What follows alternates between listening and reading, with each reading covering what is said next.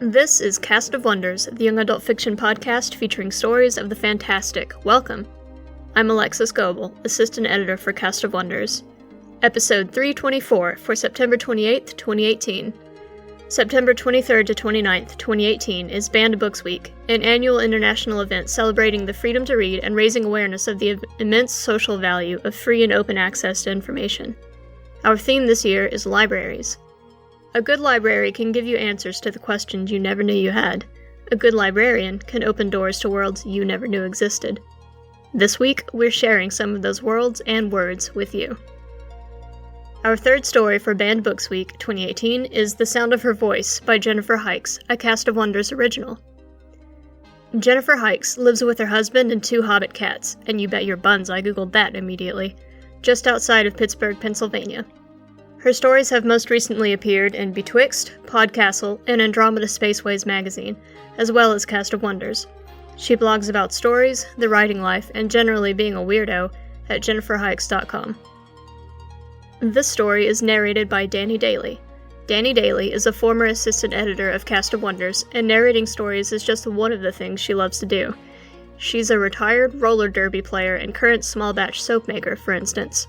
Soaps and balms from Storytime Soap Company are crafted while listening to audio fiction of all sorts. She rants on Twitter as Danuli_Danny, if that's your thing.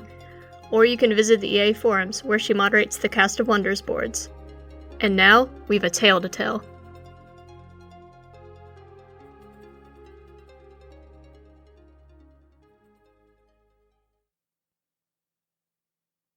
The Sound of Her Voice by Jennifer Hykes. Read by Danny Daly. I saw her van as I turned the corner by the convenience store. It was exactly as I remembered it. The coat of green paint cracked and faded now, but the logo, unmistakable. It was burned into my memory like a brand. I moved before I even realized my old instincts were kicking in, pressing myself against the brick wall and slowing my breathing so the sound would not give me away. Every nerve in my body tingled. I watched. I waited. I still remember her voice. I remember other things, too. Rain and mud, the ring of steel on steel, the sharp smell of sweat and fear, flames and fangs, and a city of crystal. Blood on my hand where the dragon's shining, scaled jaws had bitten deep. All of it bracketed by a roomful of rapt children, the silence threaded through by her voice, her soft, enchanting voice. Now she was here, back in my life after 7 long years, and I had no idea what I should do about it. She had parked her van in the lot of a Holiday Inn, no doubt with plans for the elementary school a couple of blocks away. The side facing me was covered with the familiar mural, an innocuous hand-painted image of children reading books together under rainbows and shooting stars. My fingers itched for the weight of my sword, Lithuniel, the weapon of queens, but it was long gone. The hotel's automatic doors slid open with a thin, breathy sigh. A woman stepped out into the warm night and crossed the lot towards the van, her purple sandals slapping on the pavement. It was her. She paused, glanced around, then opened the van's back door and stepped inside. I have never seen the inside of it. I had let that opportunity slip 7 years ago. But not this time. This time, I will face her. I crept from my position and approached the van as silently as I could. No noise came from inside. Did she know I was here? I inhaled and let the breath out slowly till my hands steadied. I knocked on the door. "Ms. Bookwell?" I said. I had half expected my old tone of authority to come through. What came out instead was the deferential sound of a shy girl addressing her schoolteacher. I frowned. "Come in," she said. I hesitated. She hadn't even looked through the rainbow curtains to see who was calling her from a dark parking lot. Was she that sure of herself? Of course. I reminded myself that she had every reason to be confident. She was one of them, after all. She was a gatekeeper. And I was unarmed. I opened the door. The entire back of the van was lined with bookshelves. A few potted plants and a pair of beanbag chairs in bright primary colors filled it out. Seated on one of them, her legs folded beneath her, was Ms. Bookwell. She looked smaller than I remembered. She was younger than I'd imagined, too. Probably only in her mid-30s. And she had a soft, pleasant, slightly bewildered look about her as she looked me up and down. She reminded me of a rabbit. She smiled. "Can I help you?" I took a deep breath and stepped inside. Memories from our last meeting filled my head, drowned and dazzled me, and for a heartbeat I couldn't speak. She waited. "I know you," I blurted out, and cursed myself 1,000 times. What was it about her presence that reduced me to an awkward child again? She cocked her head a little to the side. "Yes?" I gathered myself, remembering my pride. 7 years ago, you did a reading for Mrs. Yashinsky's class at Theodore Roosevelt Elementary School. She was quiet for a moment, her head tilted to one side. Her face was softly lit by a bemused smile. "I've substituted at a lot of schools," she said, "and I visited even more. But the name does sound familiar. That was in Ohio, right?" I nodded. "You read a story. To her class. I was there." Her smile faded. She looked at me soberly. "The Princess of Swords?" "You do remember." My jaw was set so tight it ached, and the words had to squeeze out through my teeth. She sighed and waved a hand toward the other beanbag chair, inviting me to sit. I stood where I was. "I don't remember you in particular, but I recognize your eyes," she said. "I don't read that story very often, but every time I do, I get a very clear image of the look in the princess's eyes at the very end. So proud and strong and alone. You have that look." My throat tightened, but I forced myself to continue. "You made me the princess. You sent me into the story. I don't know how you did it, but you did, and everything. Rain and blood and magic, and a crown on my head at the very end. I've seen this kind of thing in movies. They make it out like it's some cute adventure. Some kids get sucked through a book into a fantasy world, and it's all fun and dancing with puppets, and maybe they swing a sword and have to dodge a few magic spells cast by some mustache-twirling sorcerer. But they don't know. They don't know what it's like to become the hero that some spectacular kingdom depends on. They don't know the bone-aching weariness of traveling by foot up some craggy mountain of volcanic glass, or the terror of racing against the clock to undo traps and solve riddles and make sure the right jewel gets put in the right slot before the giant flaming dog gets loose and devours you.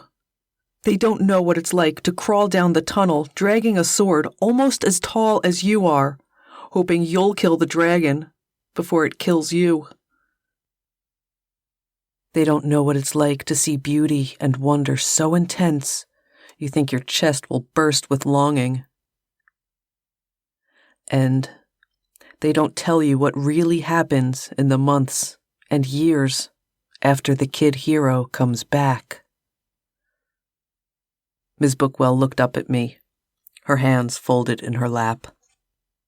Too many words and too many feelings were caught in my dry throat. "Why?" I asked. The word came out hoarse, half choked on. Inside, I was screaming it.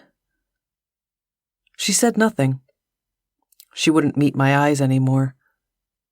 She was looking at the books with their well-worn spines, as if they could tell her what to say.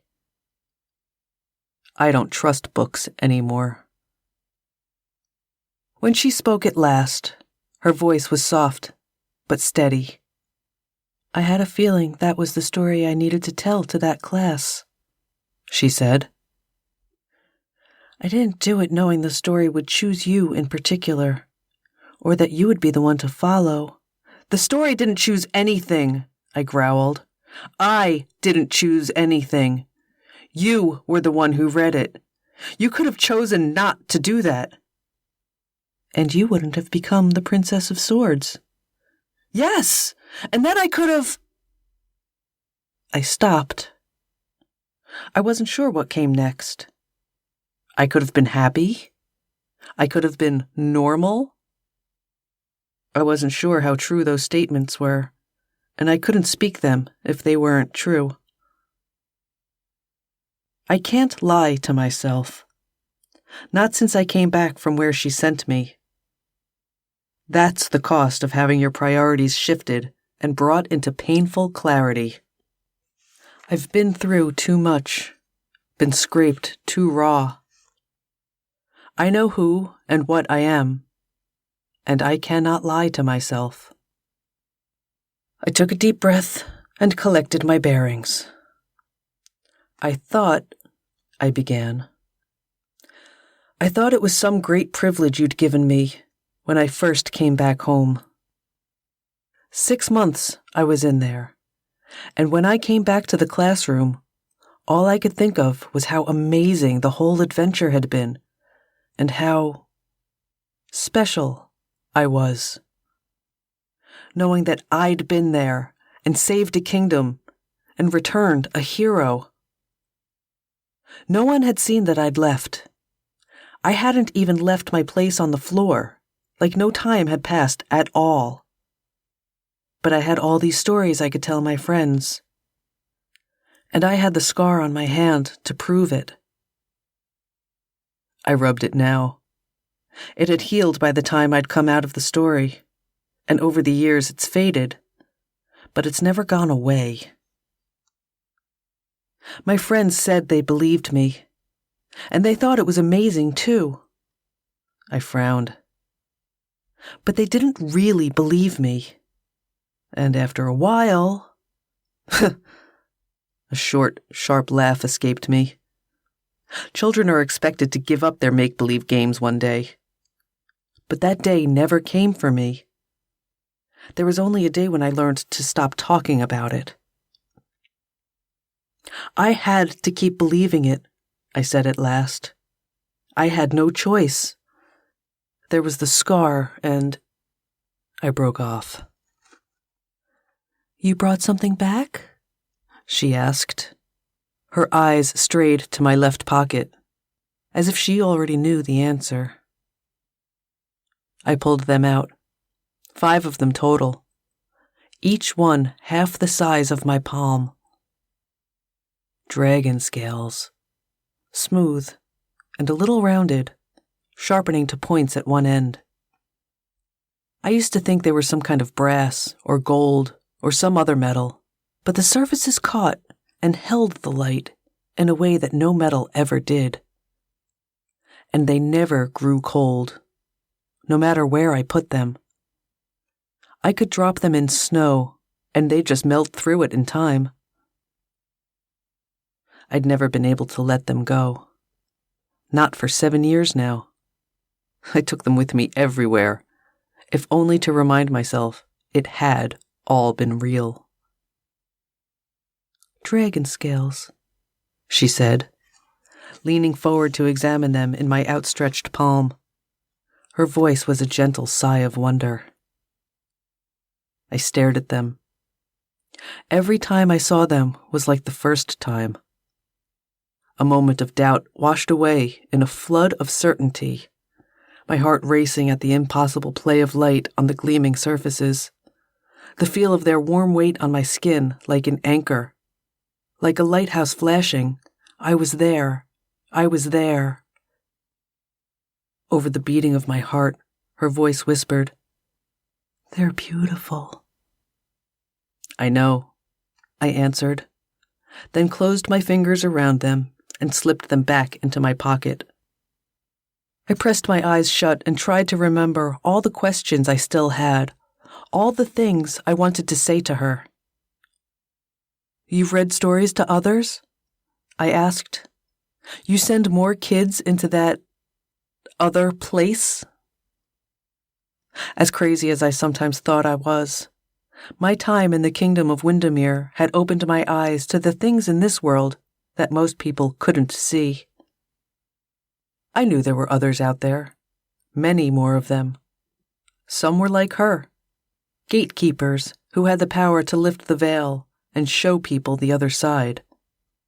And some of them were like me, gate crossers, the people who had one day unexpectedly turned a corner and had their lives changed forever. "I only open a door," she said.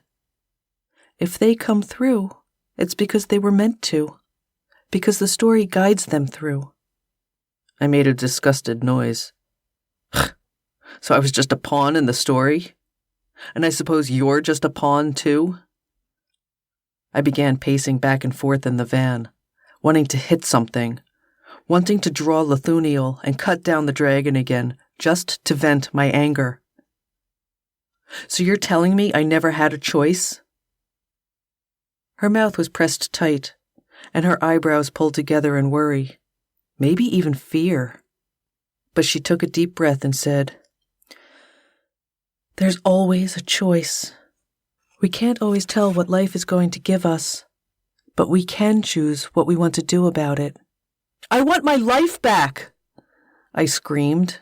My voice rang in the tiny space. She looked up at me. It was not fear in her eyes. It was sympathy. Only sympathy. "I can give you that, if that's what you want." I didn't expect that. "I can read you another story," she continued, spreading her hands to display the books all around us. "I can give you whatever life you'd like. Would you like a life where you never became the Princess of Swords? Do you want to go to college? Settle down? Get a stable job? Get married and have children and a 2-car garage and retire at 60? I can give you as many years as you'd like in there, as long as I keep telling the story."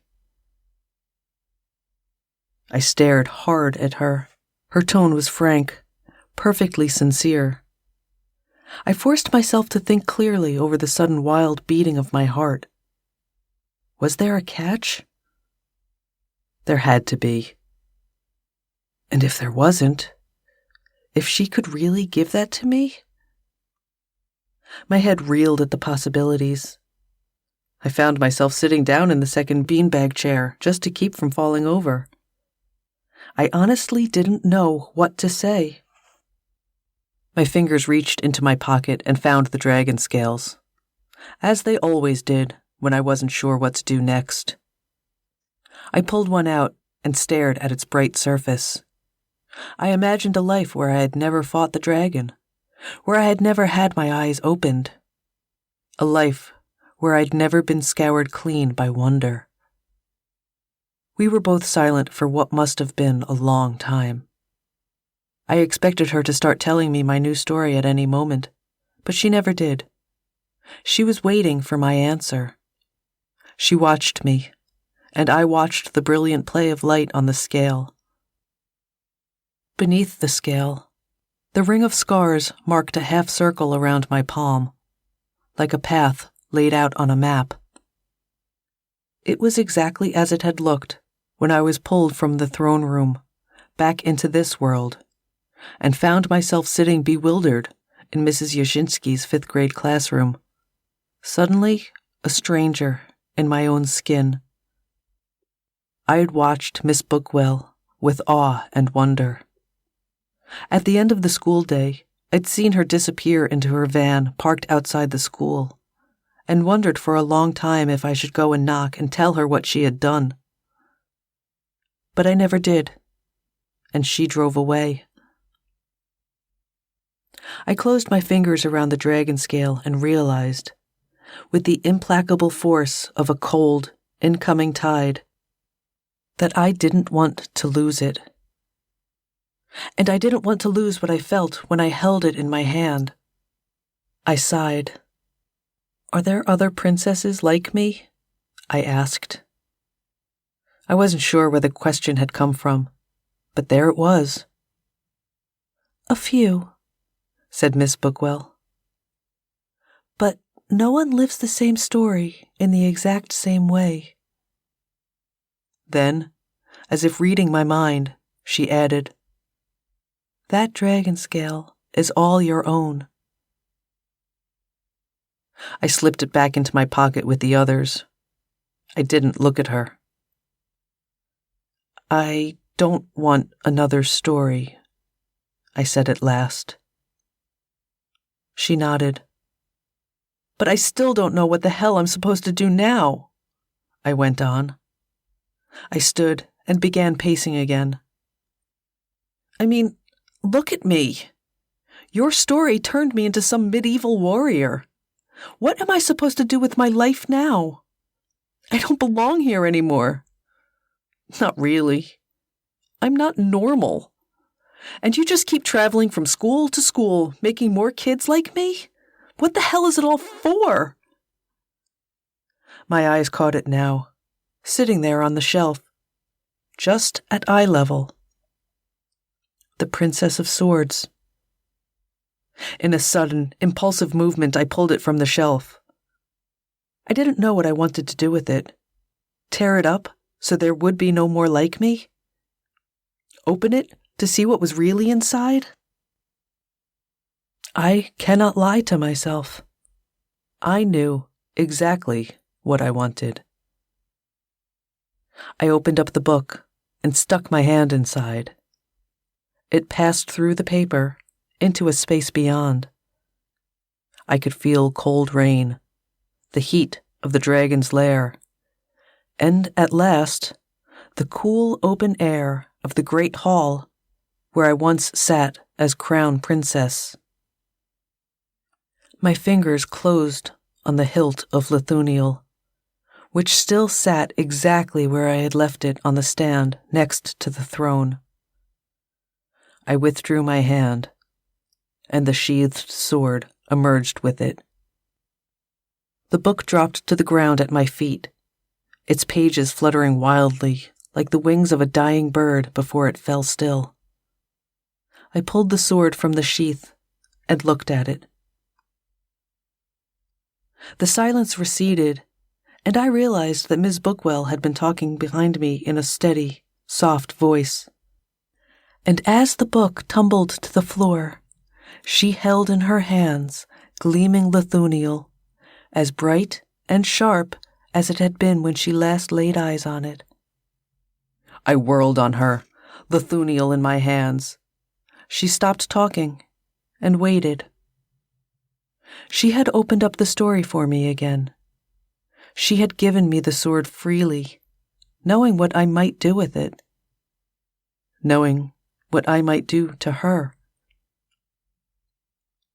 "You say you don't know what you want to do with your life," she said. "But I think you already know. You're a princess of swords, and a princess of swords can't lie to herself." I tightened my grip on the sword's golden hilt. I took a deep breath, tasting the air, letting it fill me, then letting it out again in a long, drawn-out sigh. "I'm a fighter, a protector," I said. "It's all I know how to do. I want to protect this world, my home, like I protected my kingdom. But there are no monsters to fight here." "There are many ways to protect this world," said Miss Bookwell. "And there are always monsters to fight. If you truly wish for this story, you will find them. Your eyes are open." A sound rose outside the van, a rising wind, ghostly and strange in its moanings. Through the gaps in the rainbow curtains, shadowy forms skittered through the night. My skin grew cold. The hair on the back of my neck began to prickle. I took a long, hard look at Ms. Bookwell and understood. This was what she had been pointing me to all along. My kingdom had only been a fanciful exaggeration of what already lay here, unseen by all but a few. And here there were dragons. I felt the weight of Lithuniel in my hand, natural and familiar, as if it had never left my grip. I allowed myself a smile. I placed my sword back into its sheath and turned to leave. "Thank you," I said quietly. As I closed the van door behind me, and the winds rose and monstrous wings unfolded from the shadows before me, I heard her voice again, wondrous and soft, as if speaking from a great distance away. "Be brave, Princess."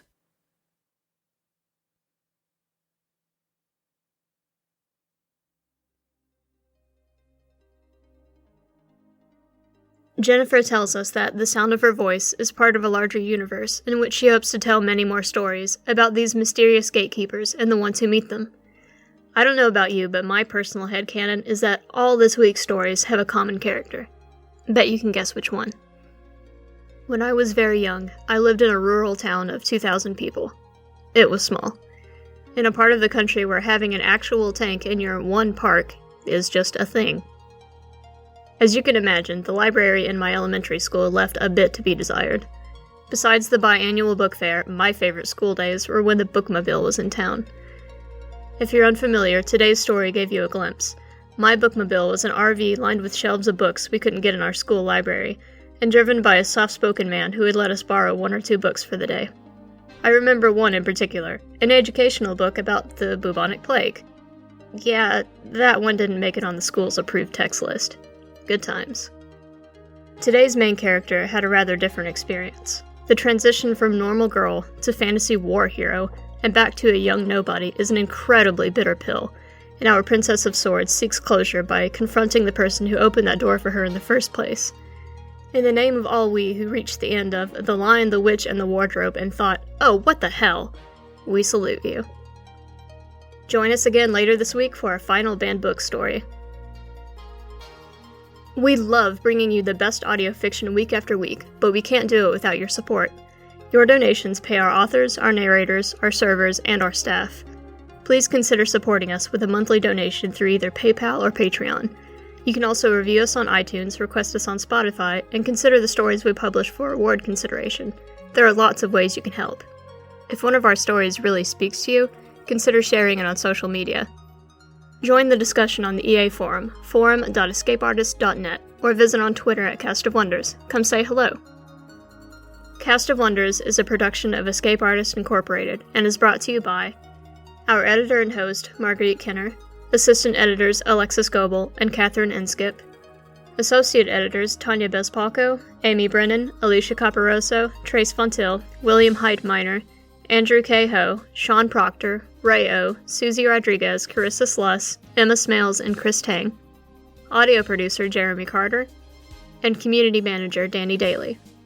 Our episodes are released under the Creative Commons Attribution, Non-Commercial, No Derivatives 4.0 International License. That means you can download or listen to the episode on any device you like, but you can't change it or sell it. Our theme music, Appeal to Heavens, is by Alexi Nav and available from Promo DJ or his Facebook page. Thanks for listening.